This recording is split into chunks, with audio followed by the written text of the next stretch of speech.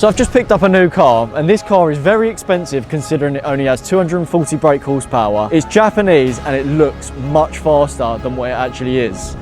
Can you guess what it is yet? Introducing my GR86.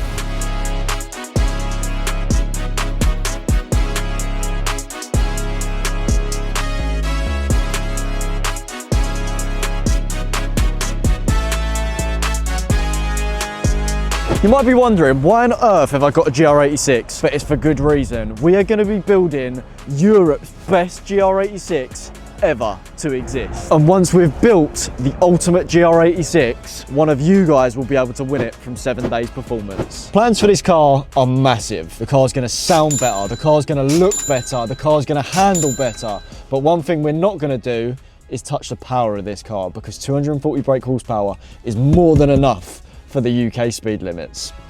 I've only just picked this car up, so we're gonna get it back to the unit now. I'll give you a closer look at the car and then we'll take it for a rip. She's here in the workshop at AUTOID, where she's about to get all of her bits and bobs played with. Don't know whether that was the right choice of wording, but let's take a quick look around the car. As it sits at the moment, I don't like it. I think it's got potential, 100% it's got potential, because I know what we're gonna do to it, but I think it looks a little bit unfinished. One thing that is really annoying me is how high this car is. And what I actually noticed when driving the car here, it actually feels pretty boaty, which I was a little bit surprised about. There's quite a lot of body roll, which is gonna get fixed. One thing which is quite nice is it's got like this ducktail that's kind of on it already, and that looks pretty nice. Around the back, we've got a plastic rear diffuser. I do not like that. But overall, I think the car is a perfect platform to get bits and bobs played with. Wheels, really like them. They look lovely, but the brake discs and brake calipers are pretty small. One thing which I have noticed is it's got a lovely functional vent down here. That looks really nice, makes the car look a little bit wider. And then if you come over here, this has almost got like a little added on bolt on wider arch bit, which looks really nice. But it looks so out of place though, because the wheels are so sucked into the arch and the car's so high up. But if that was lower, this would make a lot more sense. My favourite thing about this car is the fact that it's got a knob, and it's a lovely knob. It's pretty hard, and when you push it, it just feels solid. I know, it's actually a great gearbox. Gearbox feels absolutely amazing on this, and that is one reason I absolutely love this car. Big up the handbrake being there as well, because it's nice to have another manual knob that you can play with, and that also feels hard as well. Whilst we're on a roll about things that are hard, the side bolsters in the seats. I actually really like the seats. These seats are a massive step on from the previous GT86, and they're very comfortable, but they still tuck you in very nice. They've also got like, I don't know whether it'll pick up on camera, but they've also got a nice little shiny bit inside them. But I want to get in the back and show you the back. Hold up. So this car's sold as a 4-seater, and I've just gone to try and actually get in the back. So I've pulled the chair forward, and we're gonna do an absolute leg delete trying to get in there, but I'm gonna have to take my shoes off to get in it.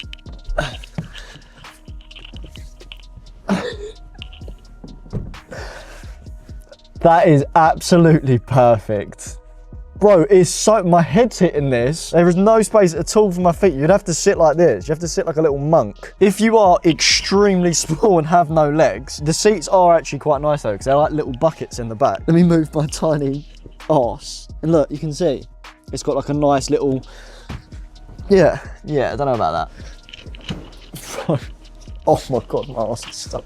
I'm not even big, I'm tiny. Alcantara on the doors, which is very, very nice, especially for a Jap car. It's got a little bit of a premium vibe to it. We've also got a little bit of leather here with white stitching, which also feels very nice. But there are a few things that I'm a little bit disappointed with when it comes to the interior, but it is a Toyota, so I don't really know whether I should be expecting much. So this is a 2024 car, but I've got to be honest, the interior feels like it's straight out of a 2011 car. But luckily, interior doesn't actually bother me. I care about how a car actually drives, so I'm happy to look past it. This also reminds me of a GTR a little bit, but like an old one. It all just feels old but functional, and that's what I actually care about. It also beeps at you a lot as well. I don't know if you can hear it beeping. As you open the bonnet, normally with new cars you've got the luxury of a gas strap, but here you've got to get a little bit manual.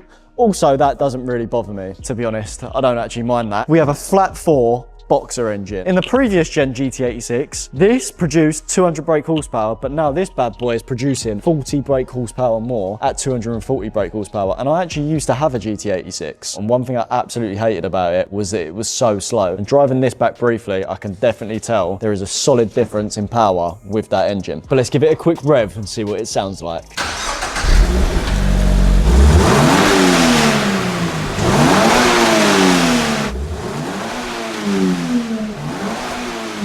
One thing I'm actually really impressed with is the fact that it hasn't got a soft limiter. You can just free rev it all the way up to...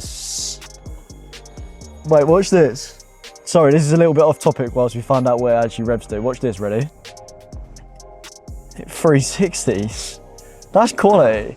And it revs to 7.5K. I was right, I was about to say 7.5K. So you can free rev it to 7.5K, which is pretty rare for most new cars. I've noticed another issue, and that is where the cup holder's mounted. If you're going for a big shift, long day for your can, you've got Monster all on your back seats. So the beauty of this car is that it's the perfect platform to modify it, and obviously being at AUTOID, it's our job to make this car look much better, drive better, sound better, feel better. I'm actually so excited for this car because I know this is going to be absolutely sick. But before we take it for a quick drive, I'm going to go grab Jack now because Jack hasn't actually seen this yet. And I think he's going to have some quite strong opinions about the car. And then I'm going to drive the car, switch. Jack's going to drive the car, and I'm pretty sure we're going to say completely different things. I've said quite a few things that I'm not too sure about this car, but I don't actually care about any of that because I'm so excited to have one in my hands now to get cooking with it, because if it drives anything like the GT86, I'm going to absolutely love this car. What do you think then, Jack? My opinion is split because it looked better on the internet. What, you think it looks worse in real life? Yeah, I think so. Do you know what? The front is actually good. Like, yeah. I actually like the front looks sick. The front looks nice. Yeah. The wheels are really nice. Yeah. Fitment, but we can't complain about that. No, like, we're gonna fix that. We're gonna fix that. Yeah. But the back for me is a disappointment. Yeah, I do agree. The back is a little bit slacking, isn't it? Yeah. With that diffuser as well. The reverse light don't need to be that big. Why didn't they just make the badge, the button? You know how like and golf, you know? There is very questionable parts on this car. I'm just excited for you to get in the interior. I've got a caveat. Go on. Obviously this is a budget sports car, so there are going to be errors, so I'm going to have to caveat my criticisms with that. But as a package... It's an expensive budget sports car though. Why, how much was this? 20 grand? 30K. 30? Yeah. His whole opinion's just changed. 30 grand? Yeah. Why don't you just buy an M140? Well, I've got an M4. Or an M240? I've got an M4, so I wanted to switch it up a little bit. Well, no, it's got potential. How much power does this have? I'm not going to tell you how much power it's got. You've got to guess when you drive it. Right, shall I have a look in the interior now? Have a look at it, open up the interior. It's a 2024 plate. This smells like a rental car. I mean, that looks like they've taken that off a sim, off of a sim setup, that steering wheel, doesn't it? Actually, I quite like how skinny the steering wheel is. That's a nice, that's welcome. That reminds me of the Porsche a little bit. Feel the hard knob. What, this? Yeah, the gearbox feels unreal. Ooh. Yeah, it's nice, isn't it? Yeah. Wait. Imagine if you. Is that the seat? Yeah, that's the seat. Is that the? Did they retrofit that from factory? Yeah, they've nicked it from a van. What? This is nice. This reminds me of the Audi TT. That's quite smart. I want to get this on. Have you got the key? Yeah, I want to see what this looks like. I bet this looks shocking. Oh, I don't want him to look at it. What? No, this is a 2024 plate. Yeah. This looks like Danger to Manifold from Fast and Furious. What the hell? No, give it a rest. That's a Citroen van from 2010. It's quite funny because like things like this really bother Jack, 'cause he's a proper tech and interior man, so he could never have something like this. I couldn't. It's like, this is like VGA resolution. It's like 360 pixels. I said earlier, it feels like this interior has come from like a 2010 to 2012 car. What pisses me off about stuff like that is that the cost of a screen is literally fuck all. Yeah. Like literally fuck all. They could have put a new thing in there, it would cost them like an extra 50 quid. They're weight saving though, aren't they?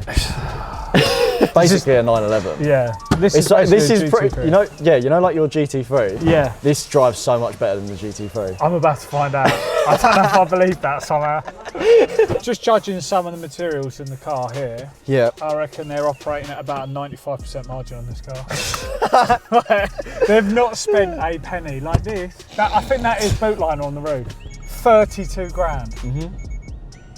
I'm baffed. At least the heat seats work. Yeah, they're good. You've got to guess the brake horsepower as well. All right. Bum dyno guess.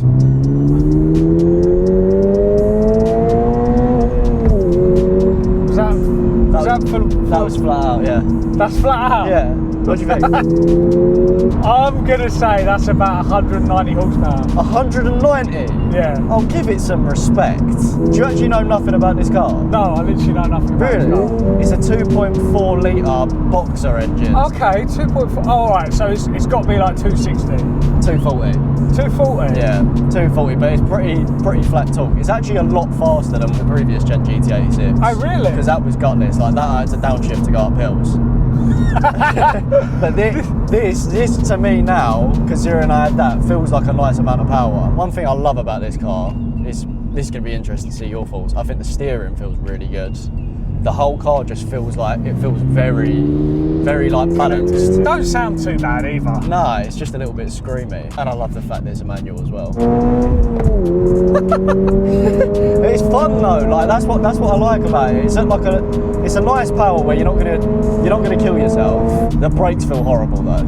I mean, we're used to having power low down with turbos and stuff like that, so having to come out of corners and like be careful with the throttle and stuff. That's it. I bet with this you Nah, foot flat down, literally foot flat down. Right, I'll switch it around there. I'm interested to get your thoughts. Yeah, I'm interested to see what this drives like. You're comparing this to an F87 OG manual. Yeah, which is, my car is the same money. If not, actually, my F87 is cheaper than this now.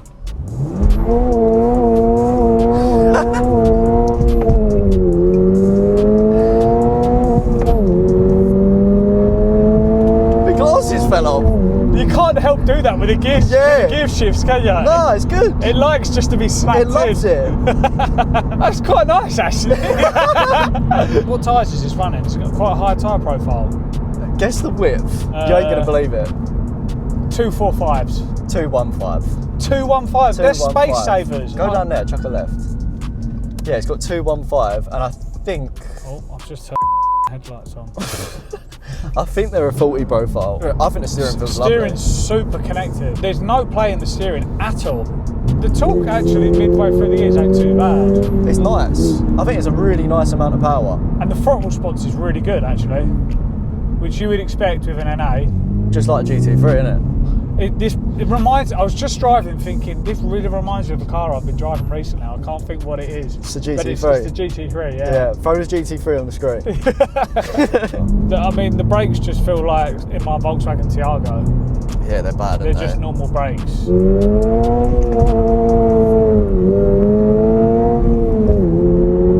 Little second gear drift there. Yeah, little go. What do you think? Yeah. She feels nice.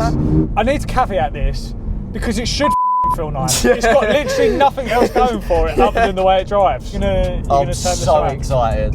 I'm literally so excited. I've not showed them what we're going to do. Okay, but I've told them it's going to be UK's best, Europe's best looking. Probably not the fastest because we're not going to do too much about it. Are you about to spend the amount of money you've spent on the car on top of the car? It isn't that far off of it.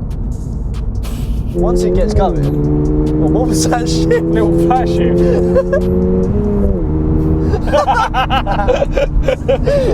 Flat shift at half the mid brake, half the rev range. Warms it up. Warms the clutch up. So what's CarPlay saying? You have to plug your phone in. Oh, 30 grand. Right, I'm going to caveat everything I've said. What is good about this car, and what I feel like I know is going to be the case with this car, is its potential. Yeah, 100%. I can look. I'm happy to look past any of this. The interior don't bother me. It bothers Jack, but I can. I'm a bit of a snob. Yeah. Yeah, it's the potential of this car and where it's going to be. Yeah. After we've played with its bits. So that's my first thoughts on the GR86. I personally love this car. I think it's sick, but I am so excited to get started with it because, as I said earlier, we have got so much being cooked up, and in the next episode, we're going to start taking it apart, changing things and making things better. So make sure you subscribe to the channel because this new series is going to be sick. And on that note, we'll see you guys next Sunday.